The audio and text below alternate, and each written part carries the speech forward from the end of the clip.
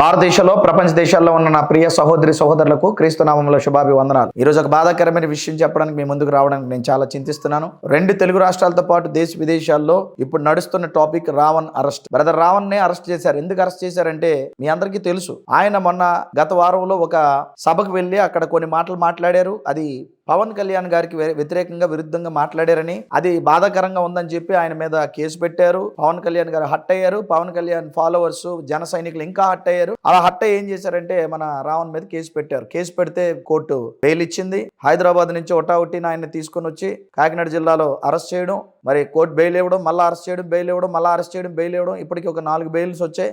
మరలా అరెస్ట్ చేశారు. ఎందుకు అరెస్ట్ చేశారు? దేనికోసం అరెస్ట్ చేశారంటే ప్రశ్నించే గొంతు నేను ఒక్కడానిక, లేకపోతే ప్రశ్న వేస్తున్నాడని ఆయన అడిగిన ప్రశ్నలు మీకు నచ్చనందుక, అధికారంలో ఉన్నారు కాబట్టి ఏదైనా చెయ్యాలి అని ఆలోచిస్తున్నారా అన్నది, ఇవన్నీ కూడా మనకి ప్రశ్నలే. ఎందుకు ఇవన్నీ చేస్తున్నారంటే అధికారం లేకముందు పవన్ కళ్యాణ్ గారు ఒకలా మాట్లాడారు, అధికారం వచ్చాక ఒకలాగా మాట్లాడారు అన్న దాంట్లో ఏ అనుమానం లేదు. ఇప్పుడు పవన్ కళ్యాణ్ గారు మీకు మొదటగా నా హృదయపూర్వక ధన్యవాదాలు, నమస్కారాలు. అలాగే జన సైనికులకు నా హృదయపూర్వక నమస్కారాలు, ధన్యవాదాలు. ఎందుకో తెలుసా, మీరు ఇప్పుడు ఏం చేయాలని అనుకుంటున్నారు అంటే, పవన్ కళ్యాణ్ గారిని ఎవరైనా ఏమని అంటే కొట్టేస్తారా, చంపేస్తారా? పవన్ కళ్యాణ్ గారు ఎవరినైనా ఏమని అనొచ్చా? డైరెక్ట్గా ఏ విషయమైనా మరి సభల్లోనే ఆయన మాట్లాడొచ్చా? రావణ్ ఒక సభల్లో ఆయన మాట్లాడారని, పవన్ కళ్యాణ్ గారికి వ్యతిరేకంగా మాట్లాడారని అరెస్ట్ చేయించారు. అది ఒకవేళ ఆయన వ్యతిరేకంగా మాట్లాడుంటే దాన్ని ఖండించవచ్చు కదా, మీరు సమాధానం చెప్పొచ్చు కదా. అరెస్ట్ చేశారు, బెయిల్ మీద వచ్చాడు, మరలా అరెస్ట్ చేశారు, బెయిల్ మీద వచ్చారు, మరలా అరెస్ట్ చేశారు, బెయిల్ మీద వచ్చారు, మరలా అరెస్ట్ చేశారు, బెయిల్ మీద వస్తారు. ఏంటిది ఇది? ప్రజాస్వామ్యం అనుకుంటున్నారా, లేకపోతే మీకు ఇష్టం వచ్చినట్టుగా ఏదైనా చేయొచ్చు అని మీరు అనుకుంటున్నారా? ఇది ఎంతవరకు సమంజసం? ఆలోచించండి, మీ మనస్సుతో ఆలోచించండి. మేము ఏది చేసినా జరిగిపోతుంది, ప్రజాస్వామ్యంలో ఎవరు పట్టించుకోరు అనుకుంటే పొరపాటు. ఒక భారతీయుడిగా, ఒక భారతీయ క్రైస్తవుడిగా స్పందించి నేను ముందుకు వచ్చాను. రావణ్ బ్రదర్ చేసింది తప్పే అని మీకు అనిపిస్తే కేసు పెట్టండి. మీరేమి చేయలేకపోతే, మాట్లాడకపోతే, ఖండించకపోతే, అంతేగాని కొట్టేస్తాం, చంపేస్తాం అంటే ఇది ప్రజాస్వామ్యం అండి. ఇందులో ఎవరిని కొట్టడానికి, చంపడానికి హక్కు లేదు. చట్టం ఎందుకు, రాజ్యాంగం ఎందుకు, న్యాయం ఎందుకు, కోర్టులు ఎందుకు, పోలీస్ స్టేషన్లు ఎందుకు? చెప్పారు కదా, అరెస్ట్ చేశారు. మరి బెయిల్ మీద వస్తే మరలా అరెస్ట్ చేసి, చివరికి ఈయన మీద బాధాకరమైన విషయం ఏంటంటే, ఈ రావణ్ గారి మీద ఏం చేశారంటే చూడండి, లేటెస్ట్ న్యూస్ మీ ముందు చదివి నేను పెడుతున్నాను చూడండి. ఈయన మీద ఏ చట్టం పెట్టారంటే, ఇది వేటు న్యూస్లో వచ్చిందండి. చూడండి, మీ పక్కన నేను ప్లే చేస్తూ చదువుతున్నాను. యూట్యూబర్ రావణ్పై దేశద్రోహం కేసే. ఏపీ యూట్యూబర్ కృష్ణ రావణ్కు బిగ్ షాక్ తగిలింది. కృష్ణా జిల్లా గన్నవరం పోలీసులు ఆయనపై బిఎన్ఎస్ సెక్షన్లతో పాటు ఓపా చట్టం సెక్షన్ 1339 కింద కేసు నమోదు చేశారు.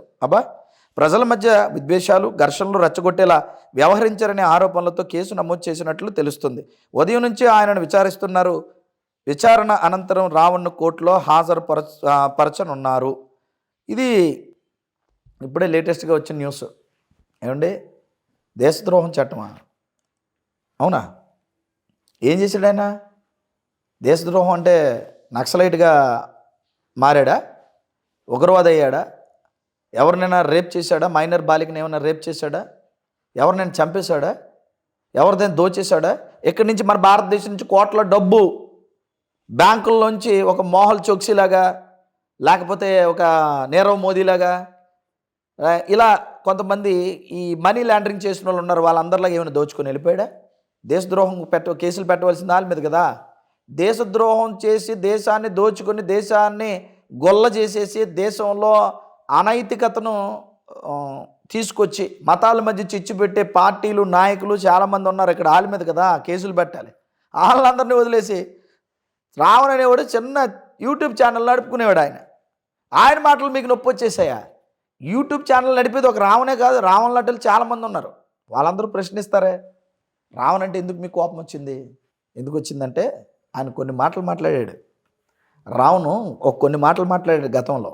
ఒక ఛానల్కి వెళ్ళి ఆయన ఇంటర్వ్యూ ఇస్తున్నప్పుడు ఈ యూట్యూబరు, ఈ రావణ్ అనే ఆయన యూట్యూబరు, ఈయన వేరే ఛానల్కి వెళ్ళి కొన్ని విషయాలు చెప్తూ ఉన్నప్పుడు వారు ప్రశ్నిస్తారు, పవన్ కళ్యాణ్ గురించి మీరు ఎందుకు మాట్లాడతారు?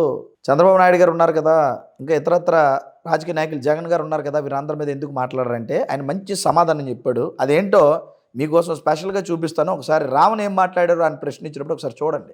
పవన్ కళ్యాణ్ టార్గెట్ చేసినంతగా, పవన్ కళ్యాణ్ ట్రోల్ చేసినంతగా, లేకపోతే మీరు అనుకున్నట్లుగానే క్వశ్చన్ చేసినట్లుగా మీరు చంద్రబాబు నాయుడు చేయరు, నారా లోకేష్ చేయరు, వైఎస్ జగన్మోహన్ రెడ్డిని చేయరు. ఎందుకని పవన్ కళ్యాణ్ మీద ఎప్పుడు చంద్రబాబు నాయుడు గారు బయటకు వచ్చేప్పుడు కూడా అన్అపాలజెటిక్ సనాతన హిందూ అన్నారు. కానీ హిందువే. నారా లోకేష్ హిందువే. యజ్ఞాలు చేశారు, యాగాలు చేశారు. నారా దేవాంశ్ వీళ్ళందరూ పెట్టుకుని యాగాలు చేశారు. బాలబాబు హిందూ కదా, అంతకంటే హిందువులు వీళ్ళు. వాళ్ళ పొద్దున్న ఇస్తే శ్లోకాలు చెప్తాడు. అంతకంటే పెద్ద ఎప్పుడైనా అనలేదు బయటకు వచ్చాను. ఎందుకంటే వాళ్ళకి తెలుసు మతానికి రాజకీయానికి సంబంధం లేదు. జగన్మోహన్ రెడ్డి అనలేదు ఎప్పుడొచ్చు నేను క్రిస్టియన్ని అని. క్రిస్టియన్లు ప్రమాదంలో పడిపోతున్నారని అనలేదు. ఎందుకన్నా వాళ్ళు అనలేదు కాబట్టే వాళ్ళ మీద అంతే తక్కువగా చేస్తున్నారు. ఇతను అంటున్నాడు కాబట్టి we feel Pawan Kalyan is a threat to the state of Andhra Pradesh. చూశారు కదా, పవన్ కళ్యాణ్ గారే మతాలు రెచ్చగొట్టే మాటలు మాట్లాడారు, అందుకే నాకు పవన్ కళ్యాణ్ గారినే అంటాను, నేను మిగతా వాళ్ళు మాట్లాడను అని అన్నారు. అది పవన్ కళ్యాణ్ గారికి నచ్చలేదు. ఏమండి పవన్ కళ్యాణ్ గారు, మీరు మాట్లాడలేదా నేను సనాతని అని? అసలు మీరు ముఖ్యమంత్రి అయితే ప్రజలందరికీ నాయకుడు అవుతారు, కానీ నేను సనాతని అని లేకపోతే నేను ఈ మతానికి నేను ప్రతినిధిని ఎలాగండి మాట్లాడతారు ఆ యొక్క స్టేజ్లో ఉండి? మీరు అది తప్పు అనిపించలేదా మీకు? రావణ్ అడిగాడని మీకు నొప్పి అనిపించిందా? మీకు బాధ అనిపించిందా? రావణ్ అనేది ఇదేనండి. ఏం అడిగాడంటే ఆయన మిగతా వాళ్ళందరూ కూడా ఏం అడగరు, వాళ్ళందరూ కూడా హిందువులుగా ఉన్నా క్రైస్తవులుగా ఉన్నా ఎక్కడ చెప్పుకోలేదు, చక్కగా వారి పద్ధతులు వారు వెళ్ళిపోతారు. కానీ ఈయనే అన్నిటిని గెలుపుకుంటూ అన్నిటి విషయంలోనే చేయి పెడుతూ వేలు పెడుతూ సనాతని అని చెప్పుకుంటూ మతాల మధ్య చిచ్చు పెడుతున్నది నచ్చలేదని ఆయన అభిప్రాయం చెప్పాడు. మీకు నచ్చకపోతే వదిలేయండి, ఒకవేళ నచ్చలేదంటే కేసు పెట్టండి. ఇప్పుడు జన సైనికులు ఆయన చంపేస్తాం అంటున్నారు. ఎందుకు చంపేస్తారండి? ఏం చేశాడని?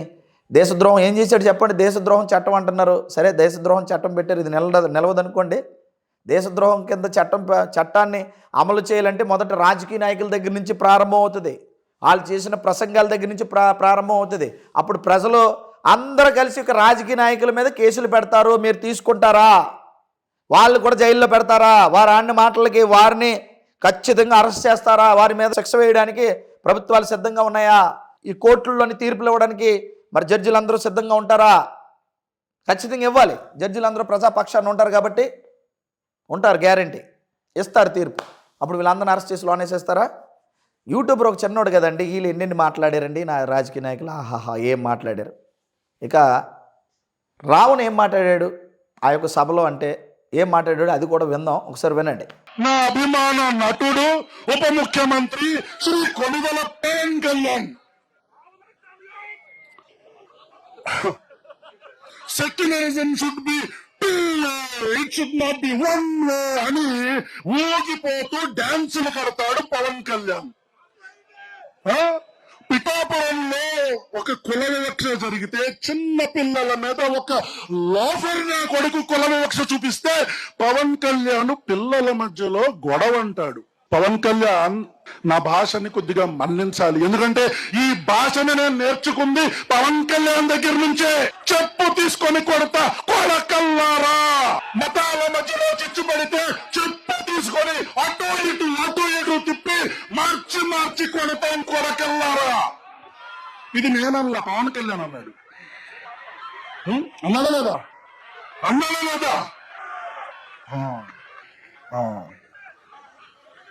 మల్లం గ్రామంలో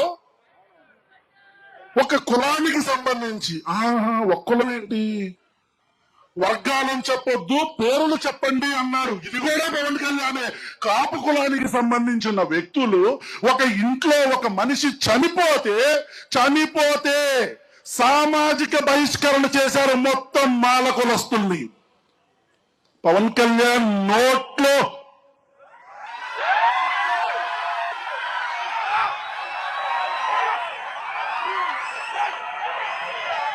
పవన్ కళ్యాణ్ గారు మీరు ఎక్కడున్నారు సార్? కనపడట్లేదే, వినపడట్లేదే. ఈ రాష్ట్రంలో దారుణమైన వివక్ష జరుగుతుంది. ఒక్కసారి కూడా పవన్ కళ్యాణ్ ప్రశ్నించలా. I'm closing my life.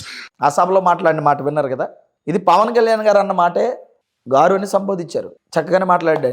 Pawan Kalyan గారు అన్నారు ఆయన్నే నేను తీసుకుంటున్నాను, ఆయనే నాకు మరి దీన్ని ఇన్స్పిరేషన్ ఇలా మాట్లాడడానికి అని అన్నారు. మీరే ఆయనకి ఇన్స్పిరేషన్ అయినప్పుడు మీకెందుకు కోపం వచ్చింది?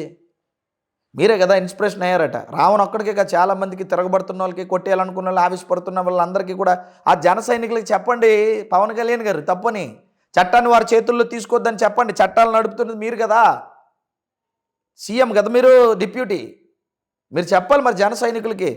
భారతదేశంలో ఎక్కడ కొన్న అనిశ్చితి నెలకొనకూడదు, ఎక్కడ కూడా ముఖ్యంగా మన తెలుగు రాష్ట్రాల్లో ముఖ్యంగా ఆంధ్రప్రదేశ్లో రాకూడదు ఈ యొక్క అనిశ్చితి. మతాల మధ్య, రాజకీయాల మధ్య, కులాల మధ్య రెండు వర్గాల మధ్య విభేదాలు వచ్చి కొట్టుకు చచ్చిపోయే పరిస్థితి ఆంధ్ర రాష్ట్రంలో రాకూడదు. రాష్ట్రం అంతా సస్యశ్యామలంగా సుభిక్షంగా ఉండాలి. మత గొడవలు కానీ, గోండాగిరి కానీ, రౌడీయిజం కానీ జరగకూడదు. ఇక్కడంతా కూడా చాలా ప్రశాంతంగా ఉండాలి అని అన్నదే కదా మీ నినాదం. ఏమండి పవన్ కళ్యాణ్ గారు, ఇప్పుడేంటి మీరు కొత్త సన్నాయి నొక్కులు నొక్కుతున్నారు, కొత్తగా మాట్లాడుతున్నారు ఏంటి? కొత్తగా మాట్లాడడం కాదు, మీ నైజమే ఇంత అని అనుకోవాలా? మేము ఏమనుకోవాలి సార్? మిమ్మల్ని రావణ్ణి ఎందుకు మీరు అంత టార్గెట్ చేస్తున్నారు? ఎందుకు ఆయన మీద అంత కక్ష సాధింపు చేస్తున్నారు? మిమ్మల్ని ఏమనేశాడని, మిమ్మల్ని బాధ పెట్టేశాడని ఏమన్నాడు సార్? కొన్ని రావణ్ణి మీరు అన్నారు. ఇప్పుడు మతాల మధ్య చిచ్చు పెట్టిన వాళ్ళు ఎవరిని కూడా వదలనని, ఇలా ఉండకూడదని, ఎవరిని నేను విడిచిపెట్టనని చాలా చక్కటి స్టేట్మెంట్ని పవన్ కళ్యాణ్ గారు ఇచ్చారు. ఆయన ఏమన్నారు ఒకసారి వినండి. చేయబోతున్నాం. స్క్రీన్ షాట్స్, లింక్స్, వీడియోస్ లేదా ఇతర డిజిటల్ ఎవిడెన్స్ తో ఫిర్యాదు చేయవచ్చు. ప్రతి జెన్యూన్ కంప్లైంట్ ను పరిశీలించి సంబంధిత అధికారులకు పంపించి చట్టపరమైన చర్యలు తీసుకునేలా చేస్తాం. అలాగే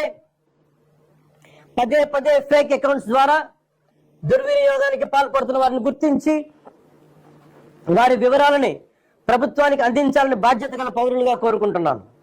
ఇది కేవలం ప్రభుత్వ బాధ్యత మాత్రమే కాదు, మీ అందరి బాధ్యత, మనందరి బాధ్యత. ఇలాంటి నేరాలకి పాల్పడిన వారిపై భారతీయ న్యాయ సంహిత BNS, భారతీయ నాగరిక్ సురక్షా సంహిత BNSS, ఇన్ఫర్మేషన్ టెక్నాలజీ యాక్ట్ 2000 మరియు ఇతర సంబంధిత చట్టాల ప్రకారం కఠినమైన చర్యలు తీసుకుంటాం. కేసు స్వభావాన్ని బట్టి BNS section 351 death threats, criminal intimidation, anonymous threats. BNS section 352 ఉద్దేశపూర్వక అవమానాలు, గొడవలకు ప్రేరేపించే వ్యాఖ్యలు. BNS సెక్షన్ 353 తప్పుడు సమాచారం, రూమర్స్, పబ్లిక్ మిస్చీఫ్ కి దారితీసే పోస్టులు. BNS సెక్షన్ 356 డిఫమేషన్, వ్యక్తి పరువుకు భంగం కలిగించడం. BNS సెక్షన్ 79 మహిళల గౌరవాన్ని దెబ్బతీసే వ్యాఖ్యలు లేదా చర్యలు. BNS సెక్షన్ 299 మత విశ్వాసాలను, ఏ మతమైనా కానీ, BNS సెక్షన్ 299 మత విశ్వాసాలను ఉద్దేశపూర్వకంగా అవమానించడం. BNS సెక్షన్ 196 వర్గాల మధ్య విద్వేషాన్ని రెచ్చగొట్టే చర్యలు. Information technology act sections 66C and 66D fake accounts, identity theft, online impersonation. Information technology act section 67 obscene లేదా అసభ్యకరమైన ఎలక్ట్రానిక్ కంటెంట్. అవసరమైతే information technology act section 69A ప్రకారం చట్టవిరుద్ధమైన ఆన్లైన్ కంటెంట్ పై కూడా చర్యలు తీసుకునే అవకాశం ఉంది. అన్నారు కదా, చాలా బాగుండాలి, చక్కగా ఉండాలి, ఇలా ఎవరు పడతారు ఇష్టానుసారంగా మాట్లాడితే నేను ఒప్పుకోను అని అన్న మీరే, మరి మీ జన సైనికులు ఇష్టానుసారంగా మాట్లాడొచ్చా, అవతలను కొట్టేస్తాను చంపేస్తాను అనొచ్చా? అది మీకు తప్పు అనిపించలేదా? మీరు అనొచ్చా, పోనీ అవతలను కొట్టేస్తాను చంపేస్తానని మీరు అనొచ్చా అండి? అనొచ్చా? అలా మాట్లాడొచ్చా మీరు? మరి గతంలో మీరు మాట్లాడిన మాట ఒకసారి పవన్ కళ్యాణ్ గారు, ఆయన ఫాలోవర్స్, జన సైనికులు ఒకసారి మీరు వినండి. మీ సార్ గారు, మా సార్ గారు, మాకు కూడా సారే కదా, ఆయన మాకు ఎవరంటే డిప్యూటీ సీఎం, మీకు ఇంకా ఎక్కువ జన సైనికులు. మరి డిప్యూటీ సార్ వారు గతంలో మన సార్ గారు ఆంధ్రప్రదేశ్ డిప్యూటీ సీఎం గారు ఏం మాట్లాడారో ఒకసారి వినండి. ఆయన ఇప్పుడు ఎంత చక్కటి శుద్ధపోస మాటలు మాట్లాడుతున్నారో, గతంలో ఏం మాట్లాడారో ఒకసారి వినండి. ఆయన ఏం మాట్లాడారు, టక్క మాట్లాడుతున్నటువంటి కొన్ని మాటల్ని మీకు వినిపిస్తాను, ఒకసారి వినండి. ఫ్రీడమ్ ఆఫ్ స్పీచ్ అనేది పూర్తిగా అపరిమితమైన హక్కు కాదు, దానికి కొన్ని పరిమితులు ఉన్నాయి. చెప్పు పెట్టి కొడతాను కొడకల్లారా, ఒక్కొక్కడికి కమర్షియల్ గా ఉందా కొడకల్లారా, యుద్ధం చెప్పండి రా, రాడ్ల హాకీ స్టిక్కుల రాళ్ల ఒట్టి చేతుల నేను దేనికి రెడీరా, నేను మా వాళ్ళు కూడా రమ్మని చెప్పండి రా, మీరు రండిరా. ఎంత మంది వైసీపీ గుండా ఎమ్మెల్యే కొడుకులు వస్తారో ఛాలెంజ్ చేస్తున్నారు కొడకల్లారా. మొదలెడదామా?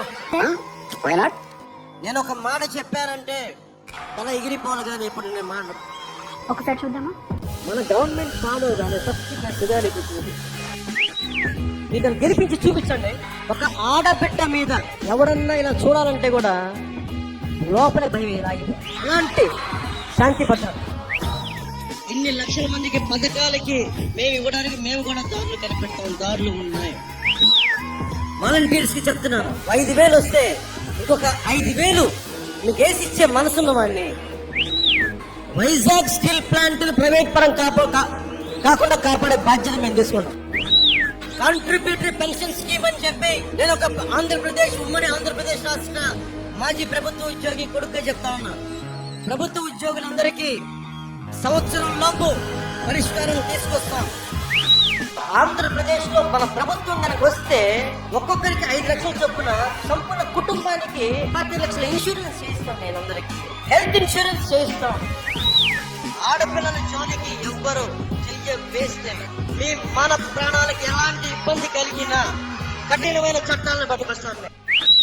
నేను ఒక మాట ఇస్తే చచ్చిపోతున్న మాటకి. విన్నారు కదా, ఎన్ని మాటలు మాట్లాడారండి, రకరకాల మాటలు. అందులో వారిని పిసికేస్తాం, వీరిని కొట్టేస్తాం, వారిని ఎలాగైనా సరే రాళ్ళు రువ్వుతాం, మీరు ఎలా వచ్చినా సరే మేము మీకు ఎదుర్కొంటాం, వచ్చేయండి కొట్టేసుకొని ఇన్ని మాటలు మాట్లాడారు కదా. మరి ఇవన్నీ అవతలని రచ్చగొట్టిన మాటలు కదా. సనాతన ధర్మం కోసం నేను నిలబడ్డానని మీరు మాట్లాడినప్పుడు మరి ఇతరత్ర రిలీజియన్స్ ఉన్నాయి కదా, వారందరూ బాధపడరా? మీరు ఎవరికి సీఎం? అందరికీనా, లేకపోతే ఓన్లీ సనాతన ధర్మానికి డిప్యూటీ సీఎమ్మా? మీరు చెప్పండి. ఇది రాజకీయం కాదే. రాజకీయ నాయకుడు ఇలా ఉండడే. రాజకీయ నాయకుడు అంటే ప్రజల పక్షాన ఉంటాడు, మతాల పక్షాన కులాల పక్షాన ఉండడే. అలా ఉంటే అతను రాజకీయ నాయకుడు అనరే. ఈ చిన్న లాజిక్ని ఎలా మిస్ అయిపోయారు సార్ మీరు మీ జన సైనికులు? అందరికీ డిప్యూటీ సీఎం కదా మీరు, అన్ని కులాలకి అన్ని మతాలకి మీరు డిప్యూటీ సీఎం కదా. కానీ మీరేం సన్నాయి నొక్కులు నొక్కుతున్నారంటే మీరు అందరికీ డిప్యూటీ సీఎం అని రాజ్యాంగం చెప్పింది, మన దేశ రాజ్యాంగం మీకు అలా నియమించింది. దాన్ని పక్కన పెట్టేసి రాజ్యాంగాన్ని నేను సనాతనికే డిప్యూటీ సీఎం అని అంటారా? సనాతన ధర్మానికి డిప్యూటీ సీఎం అంటారా? అంటే ఒక మతానికి డిప్యూటీ సీఎం మీరు? కాపు వర్గానికే మీరు డిప్యూటీ సీఎం అంటారా? మిగతా ఇతరత్ర మతాలు ఎవరికి మీరు డిప్యూటీ సీఎం కాదా? మీరు ఆ స్టేట్మెంట్ ఇచ్చేయండి. నేను అడిగింది ఒకటే ప్రశ్న, ఏంటంటే మీరు సనాతన ధర్మానికి డిప్యూటీ సీఎమ్మా, కాపు కులానికే డిప్యూటీ సీఎమ్మా? కరెక్ట్గా స్టేట్మెంట్ ఇచ్చేయండి, జనాలకు అర్థమైపోద్ది. ఇవ్వగలరా? అలాగా ఇచ్చే ధైర్యం ఉందా మీకు? మరి ప్రజల పక్షాన ప్రజానాయకుడు అన్నప్పుడు మిమ్మల్ని ప్రశ్నిస్తే కరెక్ట్గా ప్రశ్నకి జవాబు చెప్పాలి. కానీ లేదా బాధపడితే జైల్లో పెడితే తిరిగి మరలా బెయిల్ ఇస్తారు, వచ్చేస్తాడు ఆయన మీద కక్ష సాధింపాడు సార్. మీకు మీ యొక్క జనాలకి ఇంత నిర్లజ్జగా మీరు మాట్లాడారు. మీ మీద ఏ కేసు పెట్టాలి మిమ్మల్ని అడుగుతున్నాను నేను. మరి మీరు కూడా ఇలాగే మాట్లాడారు కదా, ఓ దురుసుగా, మీకు పదవి రాకముందు ఎంత దురుసుగా మాట్లాడారో. మరి అవన్నీ తీసుకొని మిమ్మల్ని ఏం చేయాలంటారు? ప్రజలారా ఆలోచించండి. మన డిప్యూటీ సీఎం గారు ఇలా మాట్లాడినందుకు మీ అభిప్రాయం ఏంటో మీ కామెంట్ రూపంలో తెలియజేయండి. ఇలా మాట్లాడడం సబబు అంటారా, న్యాయం అంటారా? ఆలోచించండి. మరి రావణ్ణి అరెస్ట్ చేశాము, అరెస్ట్ చేసేసారు, అరెస్టుల మీద అరెస్టులు చేస్తున్నారు, బెయిల్ మీద బెయిల్ వస్తున్నాయి, మరలా అరెస్ట్ చేస్తున్నారు. చెప్పండి పరిస్థితి ఏంటి అసలు? ఎలా ఉంది మన రాష్ట్రం? రావణ్ పరిస్థితి ఏంటి ప్రస్తుతం? రావణ్ ఏం మాట్లాడాడో ప్రీవియస్గా రాత్రి మాట్లాడాడు అనుకుంటా. వీడియోని ఒకసారి మీకోసం ప్రజెంట్ చేస్తున్నాను, చూడండి. నమస్తే అండి, నేను రావణ్ మాట్లాడుతున్నాను. ఇప్పుడే 4వ బెయిల్ వచ్చింది. ఈ 4వ బెయిల్ వచ్చిన తర్వాత మళ్ళీ 5వ అరెస్ట్ టోల్ గేట్ దగ్గర పట్టుకొని ఇప్పుడు మళ్ళీ నక్కపల్లి తీసుకెళ్తున్నాడు. టోల్ గేట్ దగ్గర ఒక విషయం గుర్తుపెట్టుకోవాలని ప్రభుత్వానికి చెప్తున్నా. ఈరోజు మీరు నా గొంతు నొక్కే ప్రయత్నం చేస్తున్నారు. కానీ మీకు అర్థం కావాల్సింది ఏంటంటే, మీరు చంపితే నేను ఒక్కడిని చచ్చిపోతా. ప్రశ్నించే వాళ్ళు ఎవరు చావరు. మీరు రావణ గారిని మాత్రమే చంపగలరు, ప్రశ్నను చంపలేరు. గుర్తుపెట్టుకోండి. రెండో విషయం, ఇంత భయపడుతున్నారా? మీకు అర్థమవుతుందా? ఒక 500 మంది పోలీస్ ఫోర్స్ ప్రతిరోజు నా కోసం ప్రజా సమస్యలు పబ్లిక్ అన్ని వదిలేసి నా కోసం వాళ్ళు ఆహార్నిసలు తిండి తిప్పలో లేకుండా తిరుగుతున్నారు. ఎస్పీ క్యాడర్ దగ్గర నుంచి కానిస్టేబుల్ క్యాడర్ దాకా ప్రతి ఒక్కరు నాకు సెక్యూరిటీ ఇచ్చుకుంటూ తిరుగుతున్నారు. ఇలా ఆంధ్రప్రదేశ్ ప్రభుత్వం చేసేది సిగ్గనిపించట్లేదా మీకు? అంటే ఇక ప్రజా సమస్యలు ఏం కాదు. నేను రేపులు చేశానా, దొంగలు చేశానా, దౌర్జన్యాలు చేశానా? పవన్ కళ్యాణ్ అనే వ్యక్తిని ప్రశ్నించడం మాత్రమే నేను చేసిన తప్పు.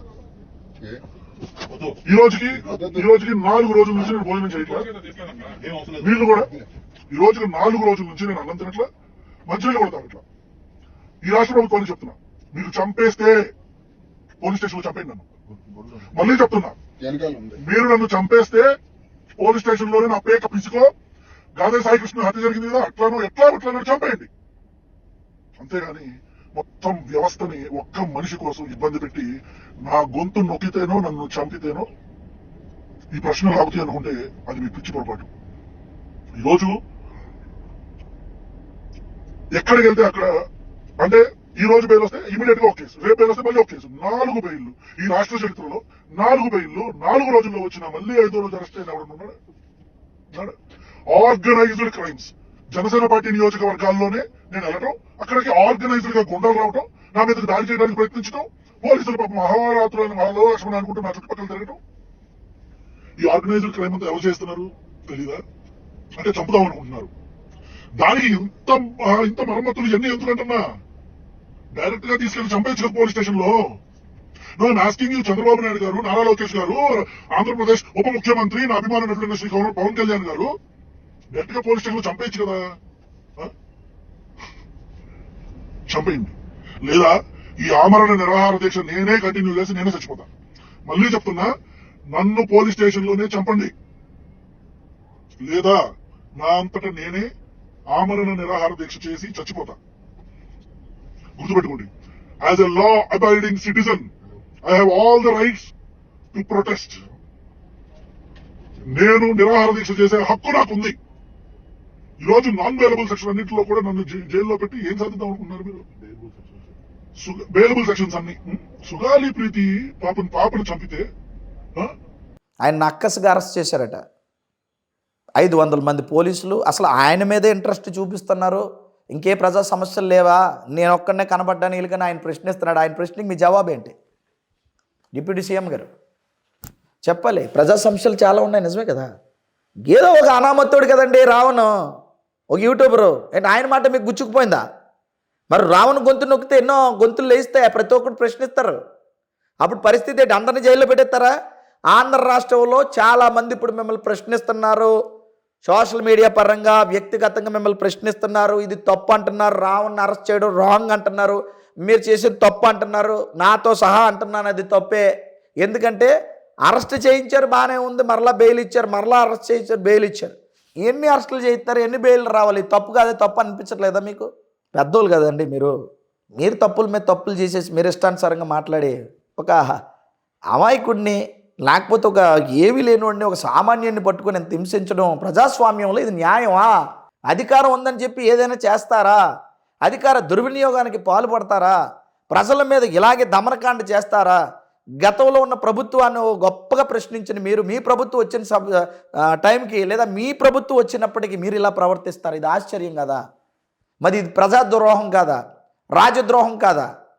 రాజ్యాంగ ద్రోహం కాదా? ఇది దేశద్రోహం కాదా? దేశాన్ని మరి దేశ ప్రజంగానే ద్రోహం చేయడం కాదా? ఇప్పుడు చెప్పండి, మరి ఇవి కదా అసలు పరిధిలోకి తీసుకోవాల్సిందే. రావణ్ మీద ఎన్ని కేసులు పెట్టినా చట్టం అనేది ఎవరు చట్టం కాదండి, సేఫ్గా బయటకు వస్తాడు. రావణ్ తరఫున అందరూ మద్దతు చెప్పారు, నా తరఫున కూడా నేను మద్దతు చెప్తున్నాను. నా తరఫున, నా యొక్క సంఘం తరఫున, నా కుటుంబం తరఫున, క్రైస్తవ సమాజం తరఫున నేను మద్దతు తెలియజేస్తున్నాను. న్యాయంగా ఆయన్ని అరెస్ట్ చేయడం రైట్ అనుకుంటే కోర్టు తీర్పు ఇచ్చింది, ఆయనకు బెయిల్ ఇచ్చింది, మరలా బెయిల్ వచ్చింది. మరలా ఎందుకు పదే అరెస్ట్ చేసి ఇక దేశద్రోహం అంటే ఏం చేశాడని దేశద్రోహులు ఎవరో ఇప్పుడు చూపిస్తున్నారు. మీద కూడా ఇంత స్పీడ్గా రావణ్ అరెస్ట్ చేసినంత స్పీడ్గా అరెస్ట్ చేయగలరా? మరి దీని మీద రావణ్ అరెస్ట్ మీద చాలామంది ప్రముఖులు స్పందించారు. అందులో ప్రకాష్ రాజ్ గారు ఆయనే మాట్లాడారు. ఒక్కసారి ఆయన మాట కూడా వినండి. ఏంటి నాటకం? దౌర్జన్యం. అరెస్ట్ చేశారు, కోర్టు బెయిల్ ఇచ్చింది. మళ్ళీ ఇంకో కేసులో అరెస్ట్ చేశారు, కోర్టు బెయిల్ ఇచ్చింది. మళ్ళీ అరెస్ట్ చేశారు, మళ్ళీ కోర్టు బెయిల్ ఇచ్చింది. ఇప్పుడు మళ్ళీ అరెస్ట్ చేశారు. కోర్టు ఏం చెప్తుందో అర్థమవుతుందా మీకు? మీరు పెడుతుంది తప్పుడు కేసులు, అరెస్ట్ చేయకూడదు అని చెప్తోంది. వినరా? ఇదేనా ప్రజాస్వామ్యం? ప్రజల కోసం మీరు ఇందుకే వచ్చారా? ఏంటి కక్ష సాధింపు? దీనిపైగా మీ జన సైనికులు ప్రతి పోలీస్ స్టేషన్ బయట ఆయన్ని కొట్టేద్దామని, చంపేద్దామని, ఆడియోలో ఒకరొకరు మాట్లాడుకోవడం, ఆయన కొట్టి తీరాలని, ఇంత ఓపెన్ గా, ఇంత సిగ్గు లేకుండా, ఇంత అహంకారమా? 4 రోజుల నుంచి రావణ్ నిరాహార దీక్షలో ఉన్నాడు. అస్సలు ఆలోచించరా? కోర్టు మాటల్ని కూడా గౌరవించరా? నో. పవన్ కళ్యాణ్ గారు, చంద్రబాబు నాయుడు గారు, ఆంధ్ర పోలీస్, ఆంధ్ర ప్రభుత్వం, ప్లీజ్, దేశం మొత్తం చూస్తుంది. తప్పు తప్పు తప్పు తప్పు. చూసారా ఆయన కోర్టు ఏం చెప్తుందో మీకు అర్థం కాలేదా?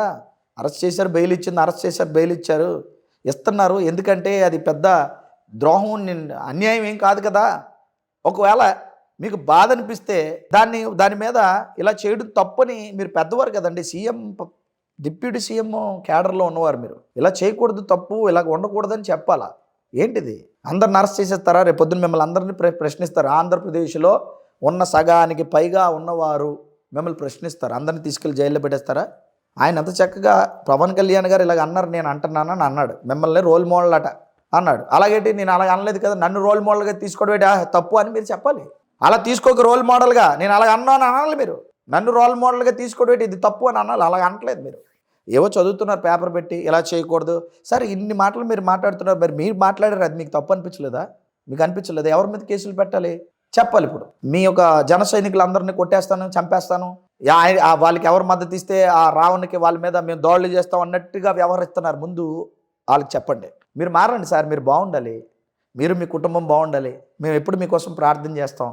మా అందరినీ చక్కగా పరిపాలించండి మీరు, కులానికి అతీతంగా, మతానికి అతీతంగా.